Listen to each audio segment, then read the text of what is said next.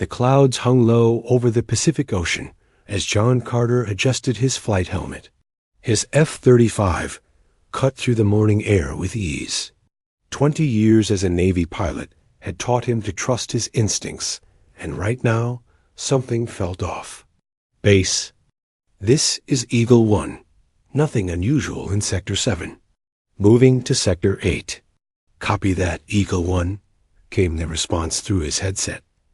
John banked the aircraft slightly, following his planned route. The routine surveillance mission was supposed to be uneventful. Just another day protecting American waters. That's when he saw it. A shimmer in the air, like heat rising from hot pavement, except they were over the cold Pacific. The shimmer grew, expanded, and then solidified into something impossible. Base, I'm seeing... I don't know what I'm seeing. John's voice remained steady despite his racing heart. There's an object, not on any of our systems. It's big. Very big. The object was smooth, oval-shaped, and unlike any aircraft John had ever seen. It hovered silently, barely disturbing the ocean below. Eagle 1, can you describe the object? It's about the size of an aircraft carrier. No visible propulsion. No markings. And it's just sitting there. Within hours, the world knew. News helicopters circled at a safe distance. Military vessels formed a perimeter. And in Washington, officials gathered in emergency meetings. Lisa Warren stood in the Pentagon's largest conference room, watching as generals and politicians argued. As the nation's top diplomatic officer with specialized training in linguistics, she had been called in for an impossible task, figuring out how to talk to whatever was inside that ship. We need to show strength, said one general, pounding his fist on the table. If they're hostile. If they were hostile, Lisa interrupted, they could have attacked already. They have technology far beyond ours. They chose to reveal themselves. Lee, Secretary of Defense, an older man with tired eyes, nodded. I agree with Warren. We attempt communication first. 3 days later, Lisa found herself on the deck of an aircraft carrier, facing what the world now knew was an alien vessel. A team of scientists, military personnel, and government officials stood behind her. They had tried radio signals, light patterns, mathematical sequences, everything they could think of. Then the alien ship changed. A section of its smooth surface rippled, and a smaller craft emerged. It descended slowly, touching down on the carrier's deck with barely a sound. Stay calm, Lisa whispered, more to herself than to the others. The craft's surface shifted again, and a doorway appeared. 3 figures stepped out. They were tall, at least 7 feet, with slender bodies covered in what looked like metallic fabric. Their faces were almost human-like, but with larger eyes set wider apart, no visible nose, and skin that seemed to shift colors slightly. Like oil on water, Lisa stepped forward, hands open to show she carried no weapons. Welcome to Earth, she sighed, knowing they likely wouldn't understand her words, but hoping they would understand her tone. The tallest alien made a series of clicking sounds, followed by what seemed like humming. Then, to everyone's shock, it spoke in perfect English. We are the Vaxtari. We have been observing your world for what you would measure as 78 of your years. Lisa managed to hide her surprise. You speak our language. We have analyzed all your broadcast communications. It was not difficult to learn. The alien introduced himself as Jirtal, an ambassador from their fleet. The Vaxtari, he explained, had been traveling through this part of the galaxy when they detected Earth's early radio signals. They had been watching ever since, learning about humans from a distance. Over the next few weeks, diplomatic meetings continued. Lisa led the human delegation, trying to build trust with these visitors from another world. But something troubled her. The aliens were polite but cold, keeping their distance both physically and emotionally. During their 5th meeting, Lisa decided to address it directly. Ambassador Zirl, I sense hesitation in our discussions. Is there something concerning you about formal relations with Earth? The alien was silent for a moment. Then he touched a device on his wrist. A holographic display appeared between them, showing images that made Lisa's stomach turn: wars, executions, riots, environmental destruction. These are your people, Zertel said. We have observed your history. You destroy each other over territory, resources, ideology, and differences in physical appearance. You are violent, unpredictable, and destructive. Lisa took a deep breath. Those images show only part of who we are. We have seen enough to make an assessment. Your species is dangerous. We are complex, Lisa argued. Yes, humans have capacity for violence, but also for compassion, art, sacrifice, and love. You can't judge an entire species by its worst moments. Zertel. Large eyes blinked slowly. We have existed as a unified civilization for over 30,000 of your years. In that time, we have encountered 12 other intelligent species. None have had your level of internal conflict. Then perhaps you can learn something from us, Lisa suggested, about overcoming challenges, about growth and change. The alien made a sound that might have been their version of a scoff. What could a species that still fights over primitive energy sources teach the Vaxtari? Unknown to Lisa and the diplomatic team, these conversations were being monitored by other Vaxtari. A group of military leaders aboard the main ship watched with growing concern. They are advancing too quickly, one said. Their technology develops faster than their wisdom. Within a century, they could reach other star systems and bring their violence with them.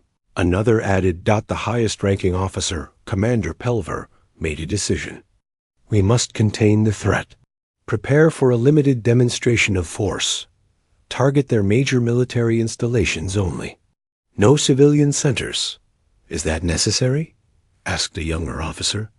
It is preventative, Pelver replied. We have seen this pattern before. Species that cannot control their violent tendencies eventually bring that violence to the stars. We will show them our power, establish boundaries, and then guide their development. Back on Earth, John Carter was now part of the security detail for the diplomatic meetings. He watched the aliens with trained eyes, noticing details others might miss, the way they always positioned themselves with clear escape routes, how their hands stayed near what he assumed were weapons, the way they scanned human faces, as if searching for deception.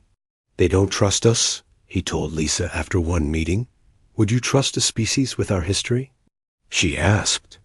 No, John admitted, but I'd give them a chance to prove me wrong. Neither of them knew the chance was about to be taken away. High above Earth, the Vaxtari were preparing for what they believed was a necessary action to protect the galaxy from human savagery. They had seen how humans treated their enemies throughout history. Now, humans would learn how the Vaxtari treated theirs. Alan Powell rubbed his tired eyes as he studied the satellite images. As Secretary of Defense, he had seen many concerning things in his career, but nothing like this. The alien ships were moving, shifting their positions in Earth's orbit. Their previous pattern had been stable for weeks. This change worried him.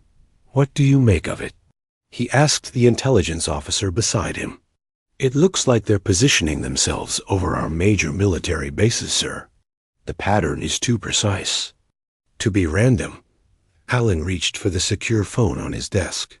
Get me Captain Daniel Wright on the USS Horizon. Now? The USS Horizon was humanity's newest achievement in space, a military vessel capable of reaching low Earth orbit. It had been a closely guarded secret until the aliens arrived. After first contact, the President had authorized its deployment. As a precaution, Captain Wright answered after one ring. Right here, sir. Daniel, I'm sending you some images. The Vaxtari ships are on the move. I need you to position the Horizon between their main vessel and Washington. Don't engage. Just be visible. Let them know we're watching. Understood, sir. But if they're as advanced as we think, this isn't about winning a fight, Alan interrupted. It's about showing them we won't be caught off guard. Aboard the Horizon, Captain Wright studied the new orders with a frown. He was a cautious man by nature, preferring diplomacy to shows of force. But orders were orders. Lieutenant Howard set course to intercept the alien flagship. Keep weapon systems offline. This is just a positioning exercise. Yes, sir, the navigation officer responded, fingers flying over his control panel. Catherine. Reese, the ship's communications specialist, spoke up from her station. Captain, should I attempt to contact the aliens? Explain our movement? Daniel considered this. Good idea. Open a channel using the frequencies from the diplomatic protocols. Catherine worked quickly, sending out a message in the format established. By Lisa Warren's team. This is USS Horizon. We are adjusting our orbit for routine operations. This is not an aggressive action. Please acknowledge. No response came. Aboard the Vaxtari command ship, Commander Pelver observed the human vessels. Approach with growing concern. They have detected our repositioning, he told his officers. Now they send their weapon to intercept us. A younger officer named Merton looked uncertain. The diplomatic team reports this vessel has not activated weapon systems. Perhaps they merely wish to observe. Do not be naive, Pelver said sharply. Their history is clear. When humans feel threatened, they attack. This ship is their first line of defense, moving to protect their capital. Should we destroy it? Another officer asked. No, our plan remains the same. Limited strikes to demonstrate our power. Charge our defensive systems only. If they fire, upon us, we will respond. Back on the Horizon, Catherine tried again. Vaxtari vessel, please respond. We are maintaining safe distance. This is not a hostile approach. Suddenly, her console lit up with warning lights. Captain, the alien ship, is activating energy systems. Power levels rising. Daniel felt his mouth go dry. Are they targeting us? The tactical officer checked his readings. Unclear, sir. Their technology is different from ours. But something is definitely powering up. Keep our weapons offline. Daniel ordered. But charge our shields. Lieutenant Howard, be ready to change course if needed. Catherine continued her attempts at communication, her voice remaining professional despite her rising anxiety. Vaxtari vessel, we detect energy. Build up on your ship. Please confirm your intentions. We are not taking hostile action.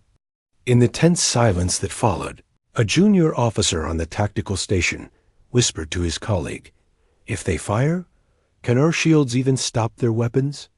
I doubt it, came the whispered reply. Their tech is way beyond ours. The words carried across the quiet bridge. Daniel saw fear ripple through his crew. He needed to keep them focused. Everyone stay calm. Remember your training. A sudden alarm cut him off. The tactical display showed new energy readings from the alien ship.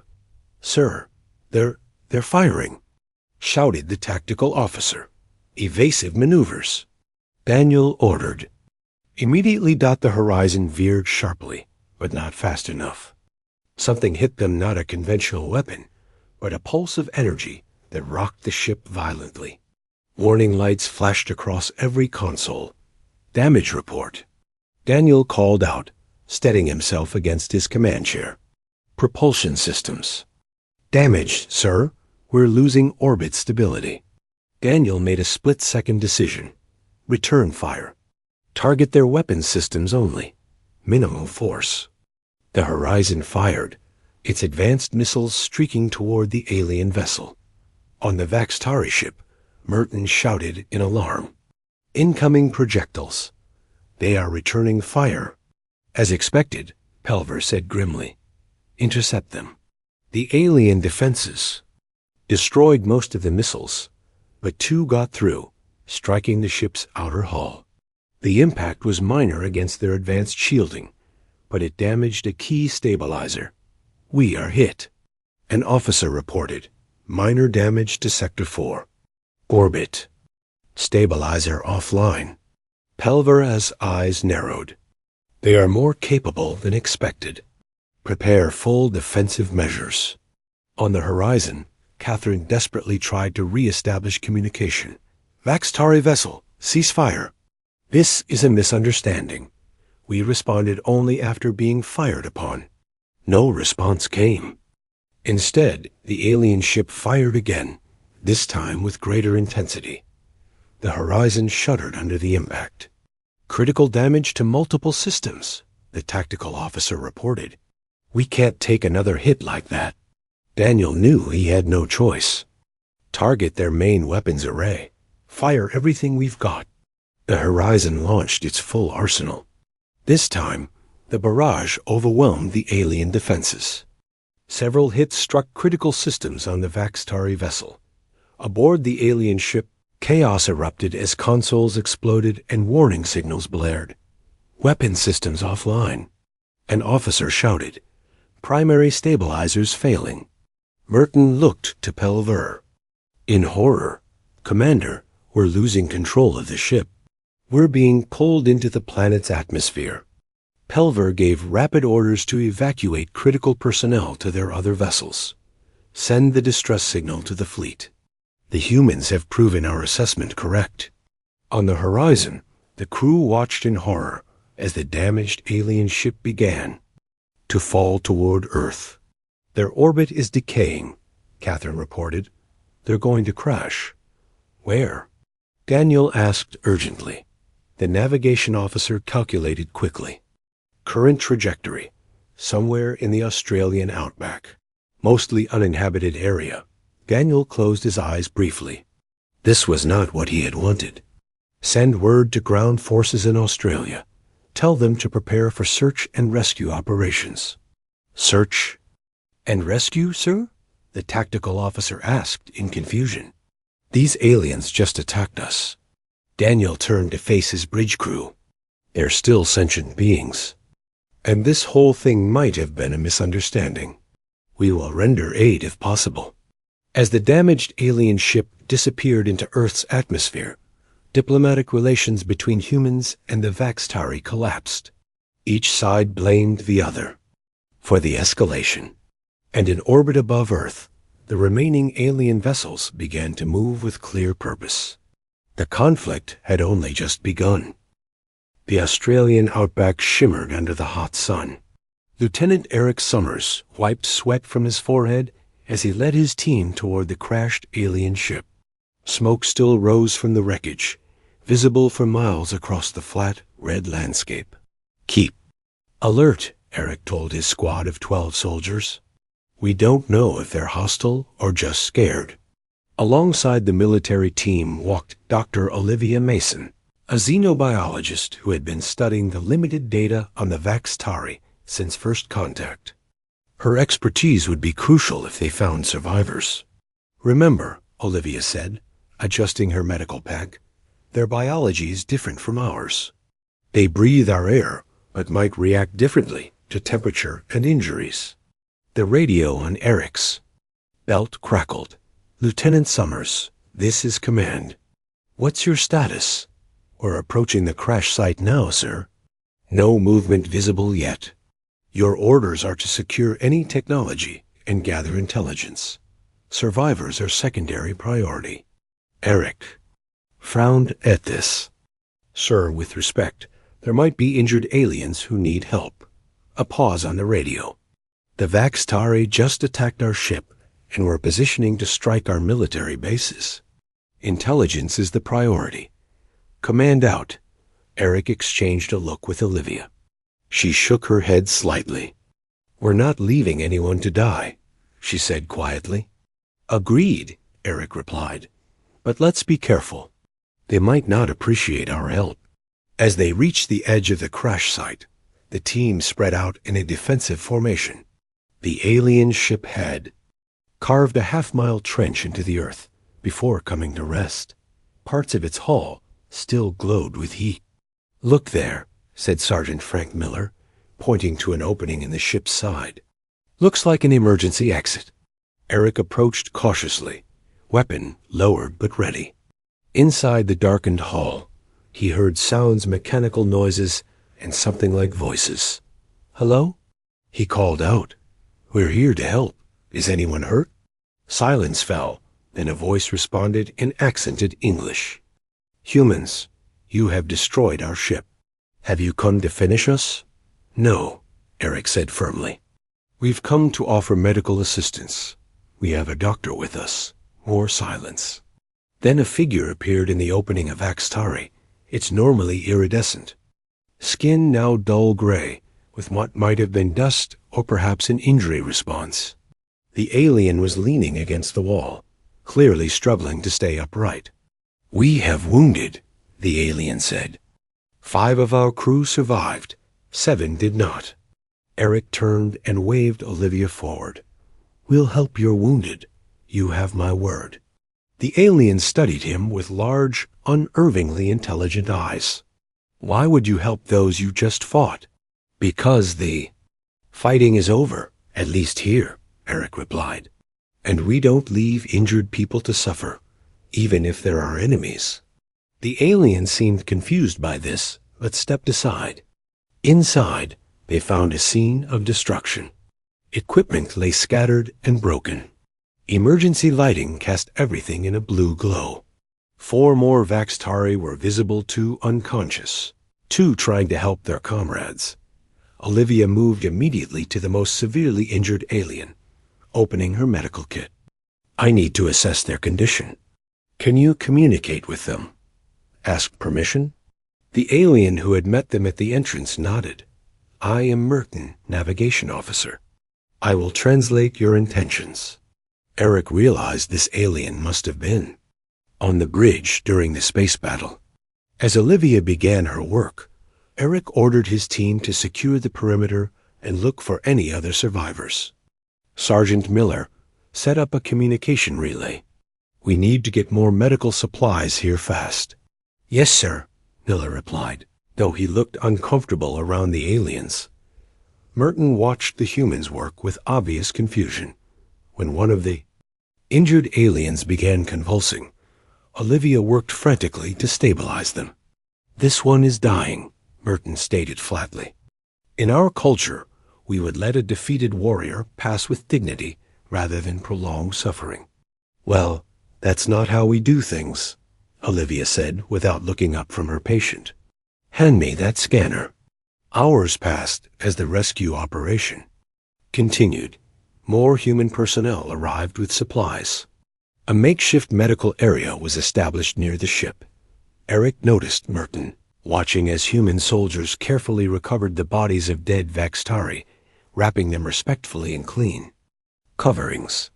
"What are they doing with our dead?" Merton asked. "Preparing them for proper handling," Eric explained. "We treat remains with respect. Even enemy remains?" "Yes." This seemed to deeply confuse the alien. "We were told humans are savages who delight in the destruction of their enemies." Eric sighed. "We fight, yes, sometimes too easily. But most of us take no joy in death any death." At that moment, a commotion erupted at the medical station. One of the injured aliens had stopped breathing. Olivia and her team worked desperately to revive them. "Come on," Olivia shouted, performing what looked like a modified version of CPR. On the alien's chest. "Don't you die on me."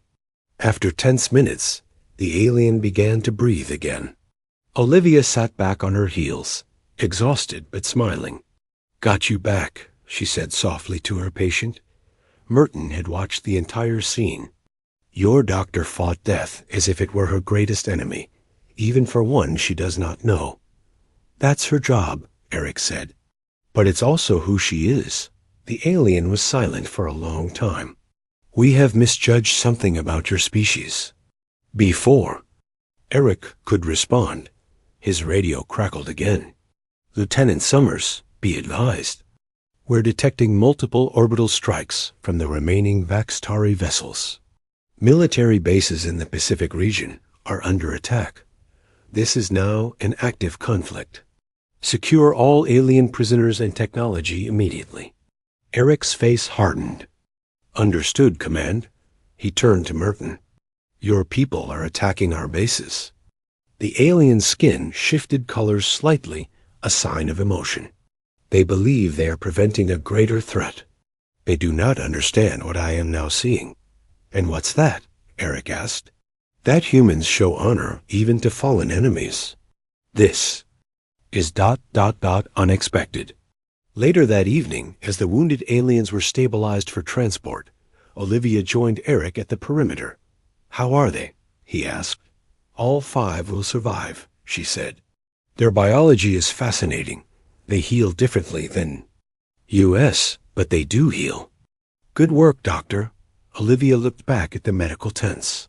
One of them asked me why I tried so hard to save them. I told them it's what doctors do. He seemed genuinely confused by the concept. Eric nodded. Merton said something similar. I think their culture views enemies very differently than we do. Do you think it matters? Olivia asked. There's still a war starting up there. She pointed to the sky. Eric watched as his soldiers continued to work alongside medical personnel, treating injured aliens with the same care they showed their own wounded. I don't know, he said honestly, but maybe what happens down here will change what happens up there. As night fell over the Australian desert, both humans and aliens looked up at the same stars, where the conflict continued to escalate. But something had changed on the ground. A small seed of understanding had been planted.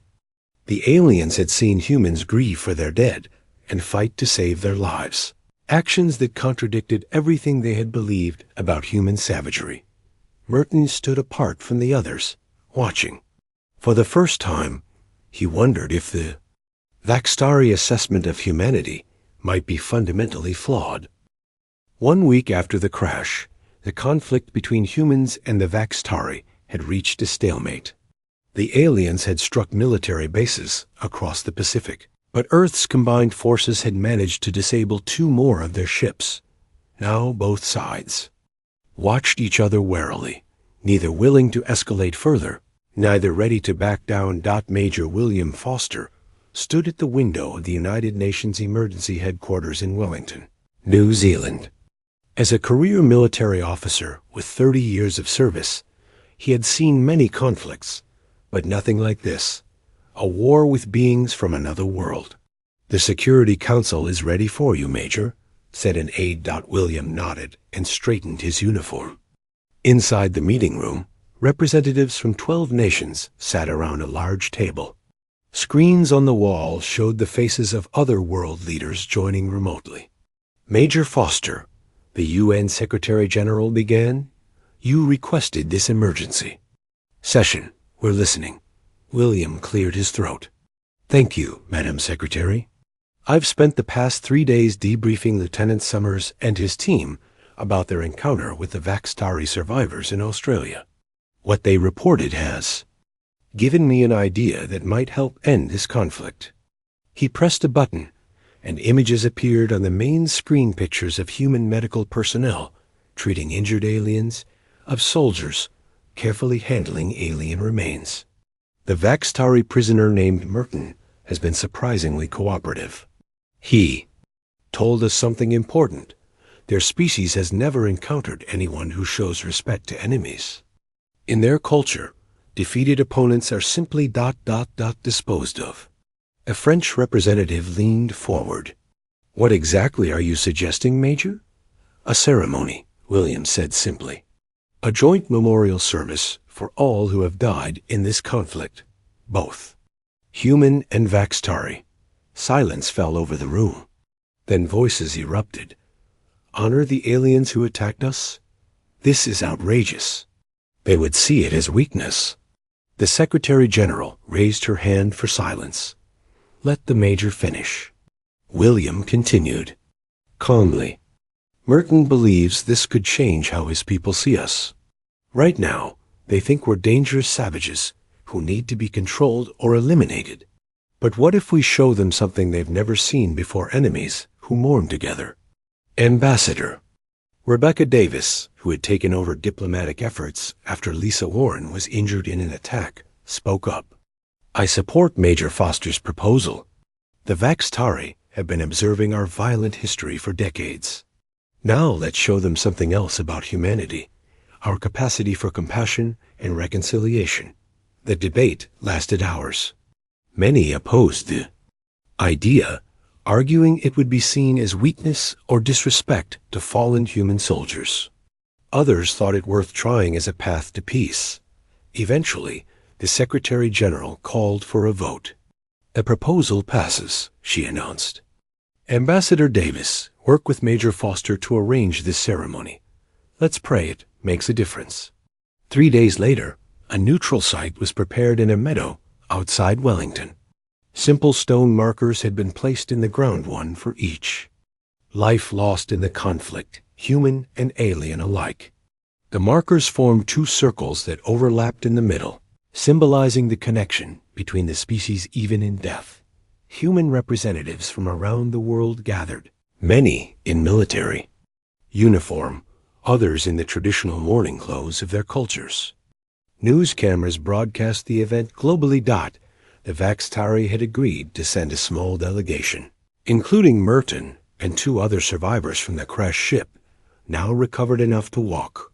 They were accompanied by 3 representatives from their fleet, who arrived in a small shuttle under a temporary ceasefire agreement. William watched as the aliens emerged from their craft, their tall forms moving with a grace that seemed almost liquid. Their skin shifted colors slightly in the sunlight, blues and greens rippling across their bodies in what he had learned was a sign of strong emotion. General Samuel Hughes, the highest-ranking military officer present, stepped forward to begin the ceremony. At 65, he had lost friends in the initial attacks and had every reason to hate the aliens. Yet here he stood, ready to honor all the dead. We gather today to remember those who are no longer with us, Samuel began, his deep voice carrying across the meadow. Human and Vaxtari alike, young lives ended too soon, brave souls who served their people. As he spoke, human representatives placed flowers and personal tokens at the markers for fallen humans. Then, to the surprise of the watching aliens, they also placed offerings at the markers for the Vaxtari dead. In war, it is easy to see only enemies, Samuel continued. But today, we choose to see people beings with families, with hopes, with futures that will never be realized. This is the true tragedy of conflict. The general's voice broke slightly. A tear ran down his weathered cheek.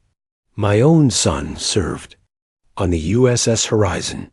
He died when the ship was damaged in the initial encounter. I miss him every day. The Vaxtari delegation watched in silence, their large eyes fixed on the humans.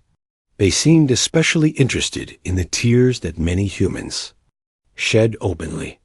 We invite our Vaxtari guests to join us in remembering their own fallen, Samuel said, gesturing toward the alien representatives. After a moment of hesitation, the lead alien stepped forward. He spoke in the clicking, musical language of his people, which was translated through devices for the human audience. We do not have rituals for fallen enemies, he said. This is new to us, but we will observe and learn. As the ceremony continued, a small, elderly woman with silver hair approached the alien delegation. Everyone watched in tense silence, security personnel ready to intervene. The woman stopped before the lead alien representative. My name is Grace Peterson, she said softly. My daughter was a communications officer on the Pacific base that was first struck. She died instantly. The alien lowered his head slightly. I am Zertal, ambassador of the Vaxtari. I regret your loss.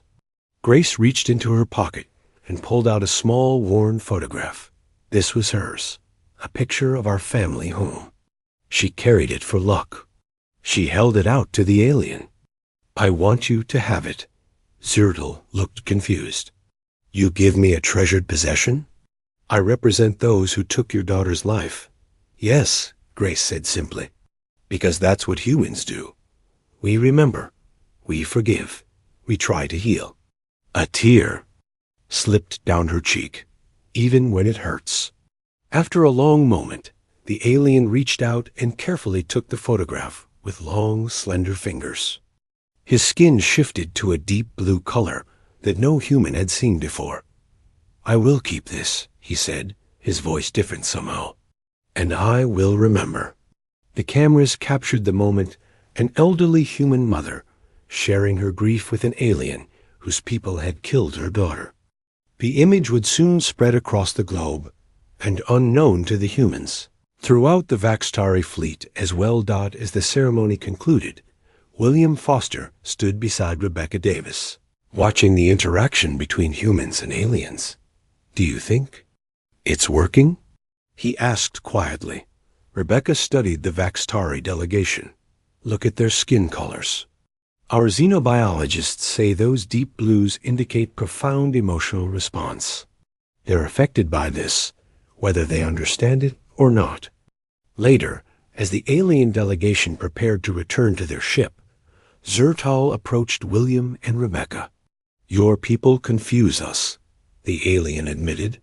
You fight with ferocity, yet you weep for those who sought to harm you. You honor the memory of your enemies. He held up the photograph Grace had given him. You share your most personal grief with those who caused it. That's what makes us human, Rebecca said. Zertal was silent for a moment. I must report what I have witnessed to our high command. This ... changes things. As the alien shuttle rose into the sky, William wondered if the ceremony had made any difference at all. But something had changed, he could feel it. A connection had been made. The aliens had witnessed something they had never seen before. Enemies who grieved together, who saw value in all life, even the lives of those they fought against. Path to peace was still uncertain, but for the first time since the conflict began, it seemed possible. 3 days after the memorial ceremony, the Vaxtari ships remained in Earth's orbit, silent and unmoving. No further attacks had occurred, but no communication had come either. The world waited anxiously for what would happen next. In the United Nations Emergency Headquarters, Ambassador Rebecca Davis paced the floor of her office. The weight of humanity's future rested heavily on her shoulders. As the lead diplomat in this crisis, every decision she made could lead to peace or destruction. Her assistant knocked on the door. Ambassador, we just received a message from the Vaxtari. They're requesting a private communication channel with the Secretary General. Rebecca felt her heart rate quicken. When? Now. Within minutes, Rebecca joined the UN Secretary General and a small team of advisors in the secure communications room.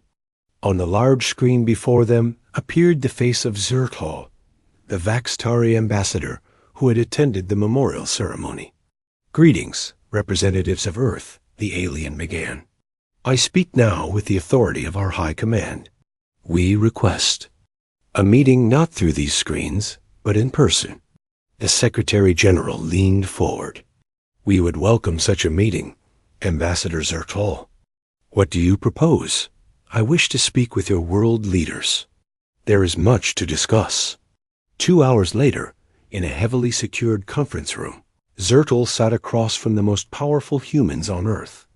The alien skin shifted with subtle blues and greens as he carefully placed an object on the table, the photograph that Grace Peterson had given him at the ceremony.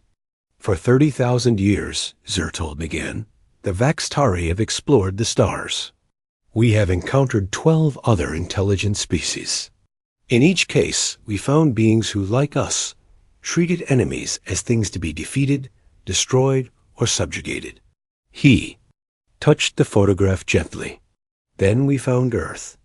We observed your wars, your conflicts, your violence. We saw a species that seemed more dangerous than any we had encountered before. Your capacity for destruction alarmed us. Rebecca exchanged glances with the Secretary General. The alien continued.